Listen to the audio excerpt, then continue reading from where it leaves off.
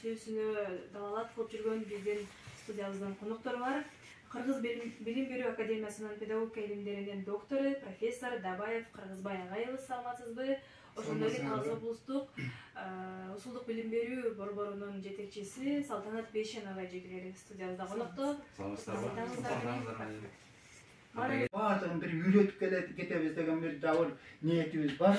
Биз мына буларга биринчиден сыймыктанам, экинчиден ушул Талас жергесине, ушул көрөнгөлү нечен төбөсү көр. Ошол окутун биякта Таластагы мектептерге жайылтып, ошол Таластагы элге көрсөтүп кен ушул максат менен бир келгенбиз. Биринчи милдетибиз. Азыр мына мектепте, жогорку окуу жайларда Z поколение деп коет, Z мууну окуп атат. Z муунду мен дайыма айтам. Орусча айтканда это цифровые аборигены деп. Ушул интернет пайда болуп, ошол окутун биякта Таластагы мектептерге жайылтып, ошол Таластагы элге көрсөтүп кен ушул максат менен бир келгенбиз. Биринчи милдетибиз. Арманыңыздар, Капыр Мадаминов агайыбыз менен 2 жылдан бери эле Таласка чакырсак деген изги тилегим бар болчу.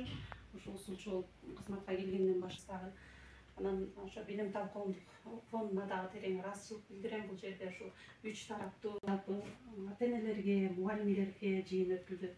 Ар бир график түзүлгөн. Буга чейин дагы сиздер тарабыңыздардан дагы улам рекламалар кетип атат. Сөздүн чындыгы бар. Үй-бүлөдө биз көбүнчөсү коомчулук тарабы, көпчүлүк жетекчилик тарабынан деле мугалимдерге көп сын пикир айтылып, бала деген мектепте 6 саат, 5 саат гана окуйт. Көпчүлүк убактысы үй-бүлөдө отурат.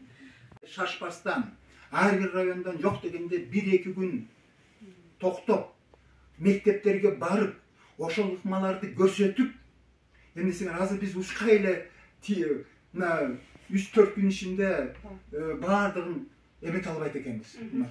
График аябай плотный болот.